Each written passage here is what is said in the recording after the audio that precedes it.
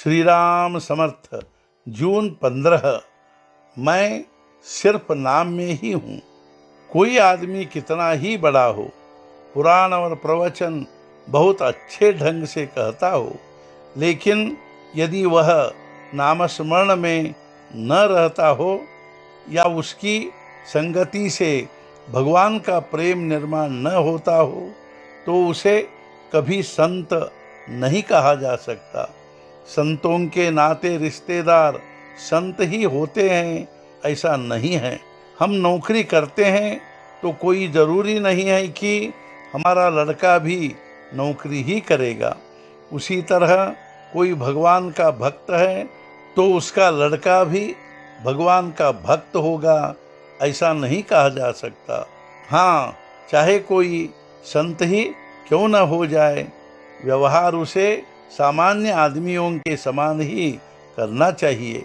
चाहे जैसा आचरण करना संत का आचरण नहीं होता। अत्यंत निर्भयता यह संत का पहला गुण होता है, क्योंकि सर्वत्र मैं ही व्याप्त हूँ ऐसी भावना होने के बाद भय के लिए कोई जगह ही नहीं रह जाती। संत के अंतःकरण में भय का लेश भी नहीं होता, इसलिए बाघ, शेर, सांप वगैरह उसे तकलीफ नहीं देते। जंगली बाघ की तरफ भी निर्भय होकर आंख मिलाकर देखो तो वह हमला नहीं करता। साधु के शुद्ध अंतःकरण का भी उस पर असर होता है। इस तरह संतों के अंतःकरण का जानवरों को भी भान होता है। ऐसे संतों का सहवास मिलना भी बड़े भाग्य की बात होती है।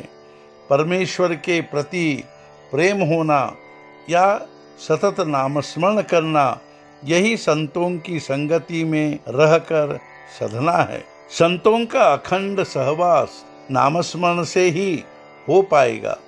जहाँ नामस्मरण है वहाँ संतों का सहवास है। तुकाराम महाराज जैसे संत भी भगवान से मुझे तुम्हारा विस्मरण न हो यही मांगते हैं।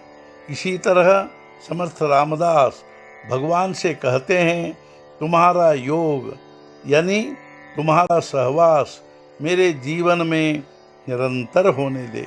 योग होना यानी और कुछ नहीं, मन जब जब अनुसंधान से छिटक कर अन्य विचारों में भटकने लगे तब तब उसे एकाग्र कर फिर अनुसंधान में लगाए, यही योग शक्ति है। हुक्म कितना भी सख्त क्यों न हो, अगर उसके नीचे हस्ताक्षर नहीं होंगे तो उस हुक्म का कोई मतलब ही नहीं होता।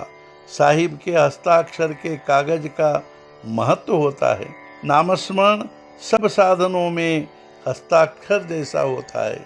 एक लड़के को बहुत गुस्सा आता था। गुस्से के जोश में वह अपना सिर पटक लेता था।